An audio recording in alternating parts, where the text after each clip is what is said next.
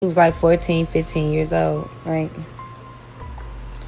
And it's so much transpired that I opted out of speaking on.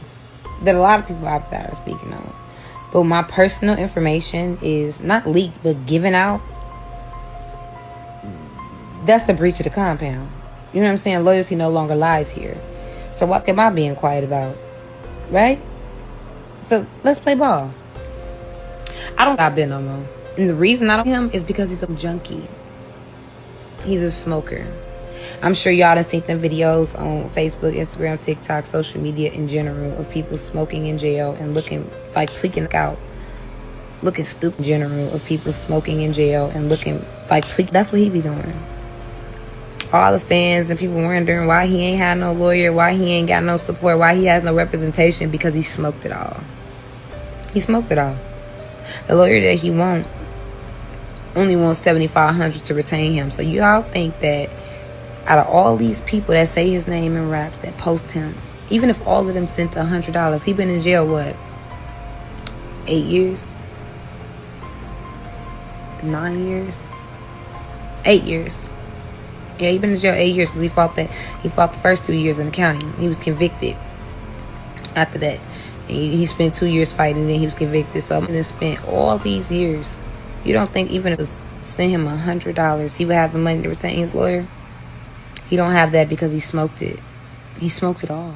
Locked up 10 years, you ain't calling me since you been locked up, don't call me now. You don't treat this shit 600 like you treated every other thing. Don't try to treat shit like that now because you booked them other niggas ain't answering the phone for you or they ain't send no money for you or, you know? When somebody as big as Chief Keef was shouting you out. That don't mean shit. Chief Keef shouted me out. He shouted Steve out. He shouted my mama out. I ain't gonna lie, I gotta call some D-Rose. First thing I said when D-Rose called me, I ain't talked to you since you been in jail. Don't, what type of police ass shit, you know? Don't call me now, gang. Call them niggas you been calling because they turned their back on you and smirked booked and all. You feel me? Like, you know, but D-Rose is sitting in jail for something he didn't do. He know he's sitting in jail for something he didn't do, right? Knowing that he's innocent, what do you think is keeping D-Rose solid versus telling them people, hey, who really did the shit didn't though. Right, right. And, you know what I'm saying? He wasn't gonna tell on him anyway. But still, he probably still feel like telling on the dead nigga is snitching. You know what I'm saying? So, is this smart of him or is this foolish of him? He's not looking at the person's death as a get out of jail free card. Whereas guys like FBG Butterwood, dead people on Kyrie fault. I spoke on dead gang. I ain't speak on no alive people. No alive. What you talking about? You spoke on gang. What you talking about? He dead gang. On took blood dead, bro. Exactly, but I snitch. So he okay with that. D-Rose will never be okay with that. He too solid. He 1,000. He was cutting. You know, D-Rose, he wasn't always D-Rose. You know what I'm saying? He got his name D-Rose for only needing one. So all I'm gonna say about that, shorty only need one shot. It's over with. You know?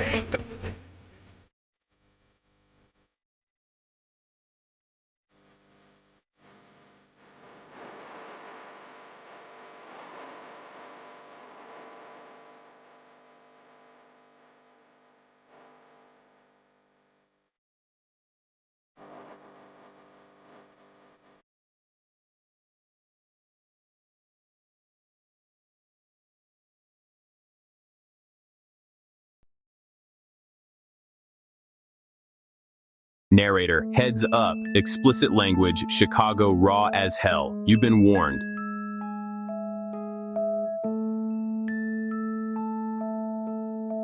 Narrator. Chicago drill blew a lot of rappers up, but one of the biggest names ain't drop shit. No classic tapes, no chart runs, no million-view videos. Just a name that kept popping up, inside lyrics, in police reports, in courtrooms, and in the heads of everybody who watched this play out in real time. Narrator. On paper, he's Abir Sardin, convicted of murder, doing 40 years in Illinois. In the streets, he's D-Rose 600, the celebrity savage, the ghost story folks whisper about. To the ones who really knew him, somebody's son, somebody's friend, one of Mama Capone's kids, a shorty who never made it back home. Narrator. You locked in with The Streets Are Talking. This is D-Rose 600, the man who never came home. Part 1, Motown. Baby, before there was a legend. Before the docs, the reaction vids, the FreeDRose spam, Shorty was just a lil dude on the south side. Abir Sardin grew up round Motown, Black P Stone territory. This ain't no quiet suburb shit. This a place where structure count, rank count, politics count. Titles mean something. Your last name, your family tree, your block. All that speak for you before you even open your mouth. His pops was a known general ranger in the Stones. So from a shorty, D-Rose seen hierarchy up close. Old heads getting heavy respect. Orders getting followed, consequences if you don't. The streets got their own government, their own laws. He wasn't born rich, he was born into rank. That's a whole different kind of pressure for real. Meanwhile, Chicago about to flip the switch. Drill going crazy. Chief Keef dropped 300, Love Sosa, I Don't Like, internet losing its damn mind. Little pockets that only locals knew, 600, O-Block, STL, Jarrow, Front Street, turn into characters in a live show the whole net watching in real time. For Motown baby Abir, that whole movie playing right down the street. He start drifting off his pop's Stone legacy, kicking it more with Black disciples, and the set he lock in with? Team 600. No mixtapes, no clout chasing, just a lane he's sliding into as the city heats up. Part 2, 600, from the hallway to the world. By 2012, 600 turning into a whole brand on bro. LA Capone, skinny shorty with that cold flow, going viral off Play for Keeps, So Loud Faces. Rondo number 9 dropping Hang With Me, Wifey, Life of a Savage, all gas, no brakes. C-Die popping out in vids, background cameos, stamping drill history, 600 breezy carving his own lane, later spazzing with Don't Get Smoked. Cameras eating it up, fans going crazy, YouTube numbers doing stupid, this the wave. Man, boys, big homies was just scared as hell. So you finessing up my lighter, folks. This is my lighter for real though, bro. He thought niggas get for that. These folks out just like this ain't no life. I just finesse. Squad shit, gang shit, money. Rose called me not too long ago when Zoot died. He called me crying. He like straight up. He real tears. He was praying. He was praying and everything. He was just like, I done lost everybody since I've been in here. I want to come home. Still out, man. These bitch ass niggas just shooting on my leg, man. It ain't shit, man. We still up on this L block. Late night, me and Maintain. No cap, but one member ain't need no mic for clout. That's D-Rose. While LA and Rondo in the booth, everybody cheesing, posing, smoking, throwing up signs for the lens. Soon as that camera cut, one name keeps spinning. Shorty a demon, Shorty really outside. Rappers rap, he the one that really step. That's the whisper, that's the pressure. His rep do the talking, fuck a hook or a verse. Internet ain't even got many pics of him back then. But in that Chicago era, you ain't need to see bro to feel bro. The name floated block to block, timeline to timeline. Say it enough times and it's like he right there in the hallway with you.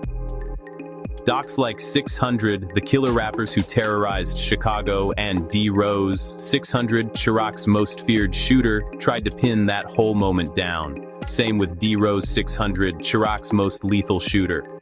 They iced the legend in place. Most feared, most lethal, all that, for a dude who ain't even drop a single track. That's the mystique. No songs, just stories, and the streets did the promo. Part 3, Mama Capone, mother of a generation. You can't talk about 600 without the woman who held half that block together, Mama Capone. She wasn't some manager, wasn't A&R, she was the kitchen light left on. Kids pulled up, kicked off their shoes, argued about verses, laughed loud, ate good, talked plans till the stove went cold. And he looked as small, like he was wrapped up like a baby, like from his neck down, the rest of his body. He was wrapped up like a baby in a sheet, like wrapped all the way around. So they had him wrapped from his neck on down. And they told me I couldn't touch. I don't touch. Doing some whatever you do at the studio, you know, mounting some tracks or whatever. And he left out him and his friend, and they were waiting on their ride, and he walked and looked to see if the ride coming in, somebody just walked up on me and shot him 3 times up close. And took him to the hospital, and he was there in surgery for, you know, about 2 or 3 hours, and then they came out and said that he didn't make it because he was losing too much blood. As fast as they were pumping it in, it was coming back out because his heart was beating too fast. I don't know if he was into it with somebody. I mean, he didn't act like it, that he was, but you don't know what your kid's doing once they leave out your door, you know, and go on the other side of the door. I don't know. He was outgoing and funny and always telling jokes and, you know, that kind of stuff. Always messing with her, having her hollering and making noise. You know, boys, he's the only boy, so he like irritated everybody else. He didn't have a brother at home, you know, in the house, so he irritated all the girls. L.A. Capone was her actual son, but Rondo, Sidai, D. Rose, Gotti, Tay, those were her boys too. Same plates, same couch, same y'all better act right. She wasn't chasing clout, she was keeping hearts beating. In a world moving too damn fast, her house felt like breaks, warm, messy, real, and safe enough to dream. In that Zach TV1 sit-down, Mama Capone talks D. Rose, Rondo, Kadai, Tay 600, and Gotti incarceration. She doesn't speak like a blogger. She talks like a mom who's washed these kids' dishes and stitched their hearts. She remembers the day LA got killed, and your chest just sinks with hers. She remembers shows, backdoor passes, the city buzzing like, we right there. Not characters, not drill lore, just kids who left hoodies on chairs and hope on the table. That's the difference the internet misses. Behind the views, there were dinners, inside jokes, and a woman who knew every laugh by name. Then the calls started, jail lines ringing like clockwork, Rondo calling, Sidai calling, Gotti calling, D. Rose calling. Not for cameras, real life. You good, ma? How's the fam? How's the block? That's loyalty you can't fake. They still call her ma, because that bond don't break when the door slams. And she still sends mags, books, little care package lifelines to keep the mind from drowning. That's love in a war zone, quiet, steady, stubborn as hell. The world sees headlines.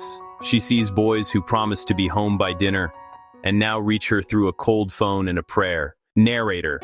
One day she on the jail phone with D. Rose. Shorty already fighting decades. He tell her straight up, you a real nah. Not bogus or disrespect. Chicago talk meaning, you stood 10 toes. You ain't forget me. You still show love. Narrator. That's the part the internet don't catch. Past all the Chiraq's most feared shooter captions, the memes, the free the goat spam, there's a mama who buried one son and watched the rest get swallowed by the system. LA gone. Rondo booked, Sidai booked, Gotti booked, D. Rose booked, whole living room feel like a shrine. Narrator. She say it herself. It's crazy watching all her boys end up dead or caged. To YouTube, they content. To her, they kids who left shoes by the door and never came back home. Part 4, The War Era, 2012 to 2014. If you want to know why D. Rose name hit different, you gotta feel that era. 2012, drill blows the hell up. Keith signs that deal, videos going stupid, millions of views, everybody acting like it's just music and vibes.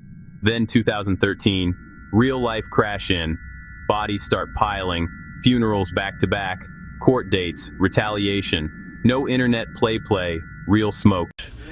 Whenever y'all hear that gang, gang, gang, that's D. Rose. Y'all study tomorrow, folks was crying in jail and shit, man. On BD, that rap he made, the rap he spit on BD, folks rapped that shit to me 2 days before y'all even heard that shit on BD. I been heard that shit. I been told folks that's real shit. Y'all don't know the pain niggas go through. D. Rose holding down 40 years for somebody else. D. Rose ain't even D. Rose work. Fuck you talking about. A lot of y'all niggas would have cried before y'all last got 40 years. Cried in the station. D. Rose stood tall. He ain't even crying because what he on right, what's going on right now. He crying because that shit fell on BD. That shit fell on folks. So folks don't deserve this shit, man. Folks did too much out here in these streets. supposed to do time for the wrong crime, another nigga case. Niggas ain't sending folks no bread, ain't answering the phone for them, steady dick riding, all this goof ass shit. Ain't got nothing on the books, ain't got nothing on that. You know what I'm saying? Niggas ain't out here doing shit for them. A lot of niggas owe D-Rose a lot of shit on King David.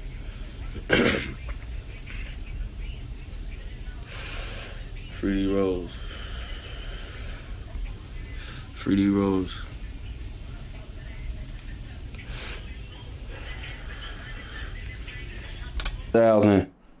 But the reason why D-Rose was so salty about that shit, because like I said, it wasn't one person that it had to fall on. Like I said, bro, D-Rose was loved by so many different hoods. Some nigga, it was enough with money at the time to put their money together to bring him home. And that's why he was kind of up about the shit, you know. He was kind of on some shit like, you know, like, damn, for it's like 5 rappers right now that I know at least could got 50K on their own, you know what I'm saying? Like, damn, you can't put up 10, I know, so got this, you know, like he was on some shit like that, folk. But I don't know, man, like it's kind of hard for me to really count folks in them pockets, folk, because you know, that whole shit with Sosa and Top and them happened over $7,500 for 5. Like, that shit, like, folk, like, that shit, like, folk them, like, folks, like, was trying to, they was waiting on 7,500. So a mother trying to come up with 100,000, like, bro, you know, it's so crazy. Like, man, like, you would really be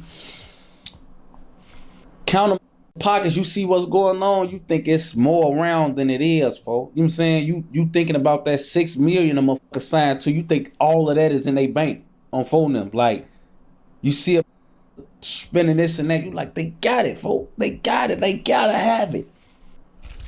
But just looking back on shit that, like, I know now, it probably wasn't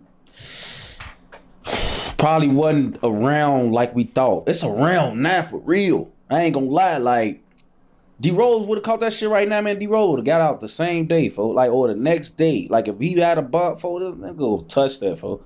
All these that he wanted to come reach for him, they all got 20 million now. You know what I'm saying? Like, that shit would have been nothing, folks. Well, not they all do. Let me rephrase that. They all millionaires now. Like, Lil Jojo gets killed. Lil Reese gets shot. Different sets losing, folks. This ain't ops in the comments. This, the block bleeding for real. And 600, dead center of the storm. By now, D-Rose name floating different. Ops whisper it, homies low-key speak on it. Other hoods quietly like, we don't want to see Shorty outside. The streets ain't hyping, they warning. His name ring bells, and it ain't cause of no studio sessions. Stories start flying, Lil Doc, Lil Mark, and more. Folks attaching his name to shootings left and right. Most of that never touches a courtroom. But that's how reputation works out here. Once your name gets stamped on enough violence, facts or not, it sticks. It moves faster than the truth, becomes its own damn truth. He like that. So early 2014, before cops even publicly build a case, a lot of people in that drill ecosystem already see D-Rose as 600's most feared young shooter.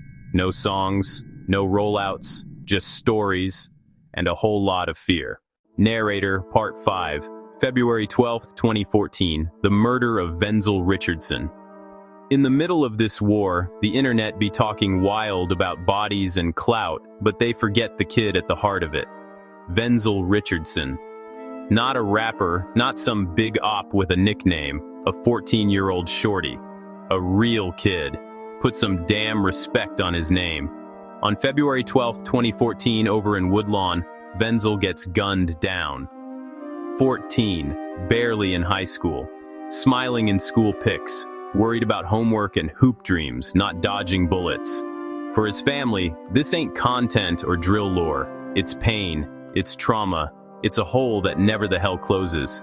Cops pull up to a city already hot as hell, sets at war, bodies dropping, headlines yelling Chiraq. They need somebody to pin it on. And in that climate, one name already loud in the streets, stamped in gang files, floating in those persons of interest talks, D-Rose. Part 6. Reputation walks into the courtroom. Listen to the state and the streets, and you get 2 different movies on why he got 40. The state like D-Rose, a known 600 shooter. This, a gang hit. Witnesses put him there. His rep lines up with the crime. They lean on testimony, so-called gang intel, old beefs flipped into motive. They painted Shorty like a menace before the first oath. Reputation doing half the work. Papers, rap rumors, all that shit, stacked like exhibits, making it sound open and shut before a single fact gets tested. But peep the other side. No prints, no DNA, no burner tied to him. Witness stories wobble, details switch. Car, clothes, sequence, everything shaky. Street talk got cooked into official bullshit like it's law. D-Rose, on camera. I didn't kill Venzel, I wasn't there. He breaks it down. Once they label you, they stop separating rumor, reputation, and reality. Your name starts doing time before you do. So here's the question. Did they convict Abir Sardine or the legend of D-Rose 600? By the time he touched that courtroom, he wasn't just a 17-year-old from Motown. He was the boogeyman folks been whispering about for years. Every uncharged story, every rumor, every he did this, he did that, all that shit walked in with him. And once a jury's been fed headlines and lyrics, it's damn near impossible to see a kid facing decades. They see the monster the city told them to fear. Part 7. The trial. Witnesses, evidence, and discrepancies. The state came in talking big like, we got him, gang hit, open and shut. Their star witness, Venzel's friend, said D-Rose hopped out a car and let it off. But the story kept moving, man. Early statements don't line up with the later ones. Car details switch, shooter description shifts, sequence of events keeps changing. It's a dark night, chaos everywhere, a kid in shock, and they built a murder case on that? That's shaky as hell. You can feel the holes before the cross-examination even starts. Chicago wants answers fast. Headline heat, community pressure, politics, all of it. When there's no fingerprints, no DNA, no clean video, suddenly one mouth becomes the whole damn case. The defense went at it. This testimony is inconsistent. Where's the gun? Where are the shell casings tied to him? Where's the forensic link to put D-Rose at that scene? On paper, the evidence was thin, like tissue. Lots of noise, not a lot of proof. Bottom line, they leaned on one wobbly eyewitness and a street legend. Prosecutors framed him like, you know who he is. Of course he did it.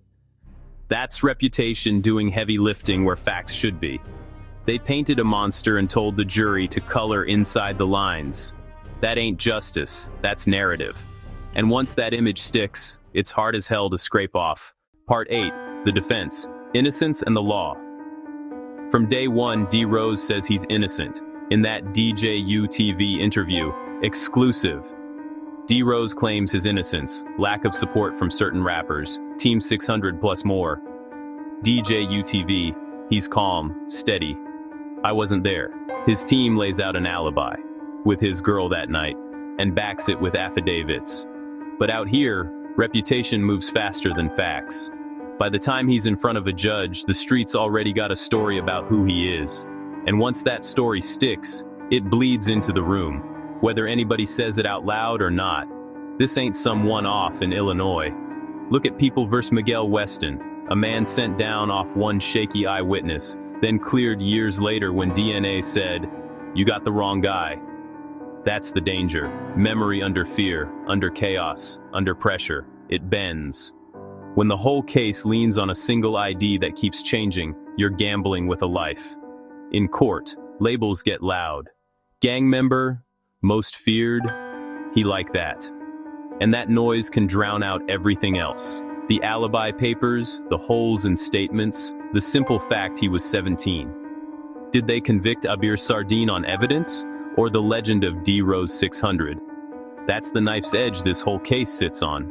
Next, we get into the fix the state tried to bring after the fact, Illinois House Bill 2764, and why it matters if you care about getting it right. Part 9, the verdict. 40 years in the aftermath. March 17th, 2016. Verdict comes back, guilty. Abir Sardine, aka D-Rose 600, found guilty of first-degree murder.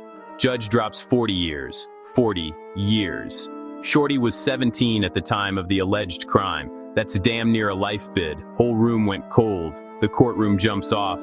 Tears, yelling, heartbreak. His family crushed. Folks from the drill scene heated, calling it straight bullshit and screaming injustice. And still, respect to Venzel's people. Their pain is real. Their loss never leaves. Mama Capone, who's watched too many of her boys fall, just felt another one ripped away.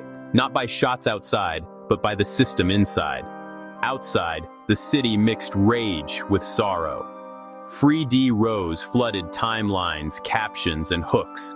People saying the game's rigged, young black men labeled guilty before they even speak, and even when they do, their name and their past get weaponized.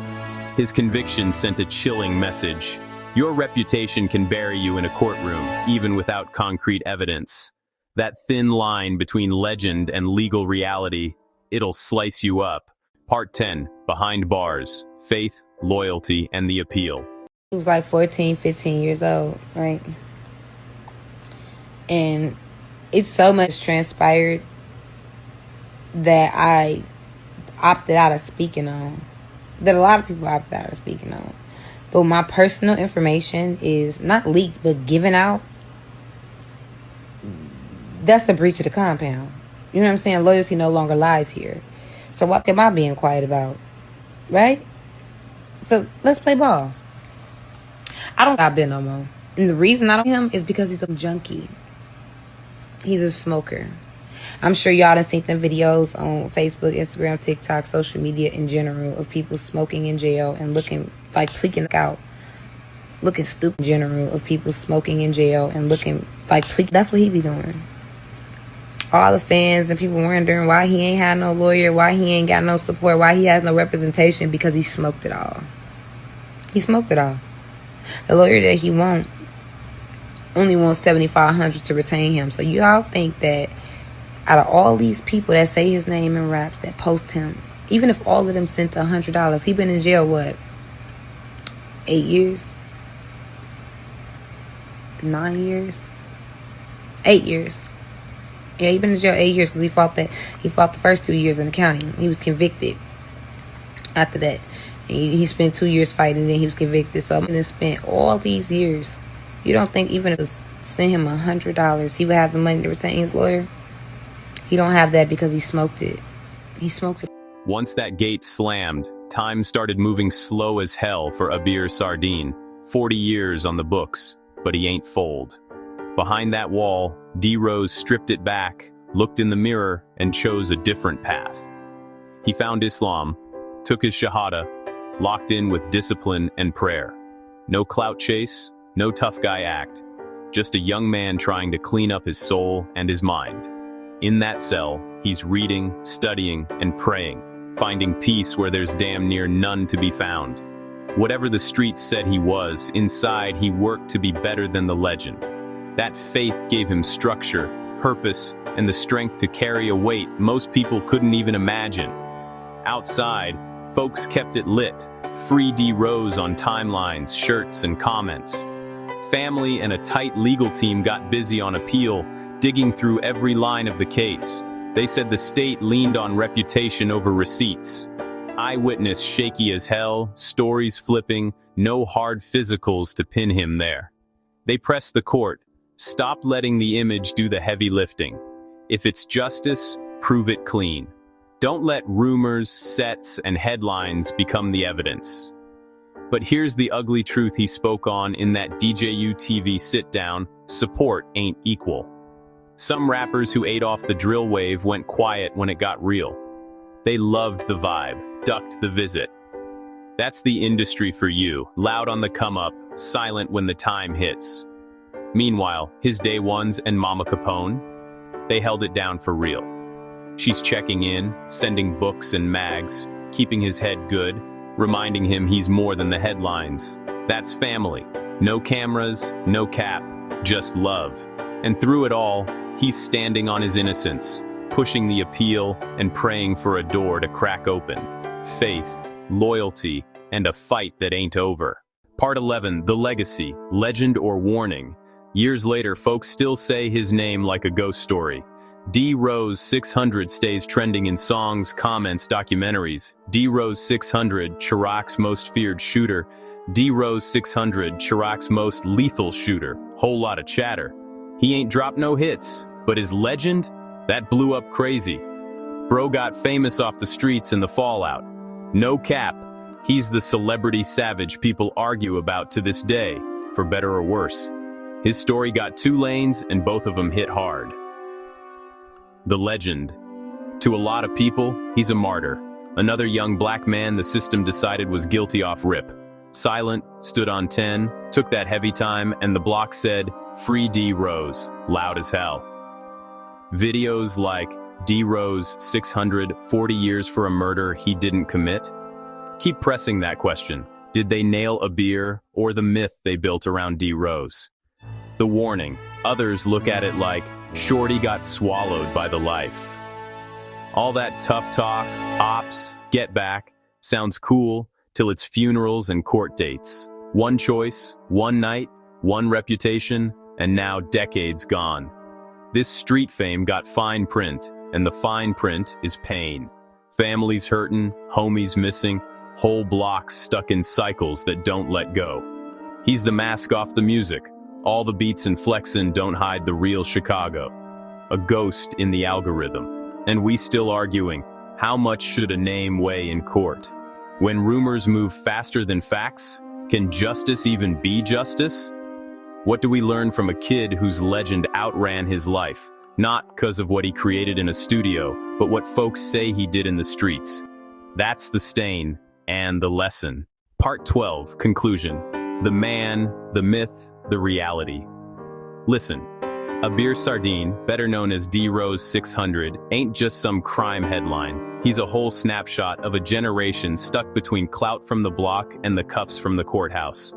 From Motown roots, to that quiet but heavy presence with 600, to a murder charge and a fat sentence, every step got smoke, questions, and pain behind it. His story forces you to look past the clickbait. It's about how a name travels, how reputation gets louder than facts, and how the system be moving, especially in places like Chicago. Mama Capone held it down like a real one. D-Rose told his side on DJU TV, exclusive! D-Rose claims his innocence, lack of support from certain rappers. Team 600 plus more, DJU TV, 10 toes, saying he wasn't there.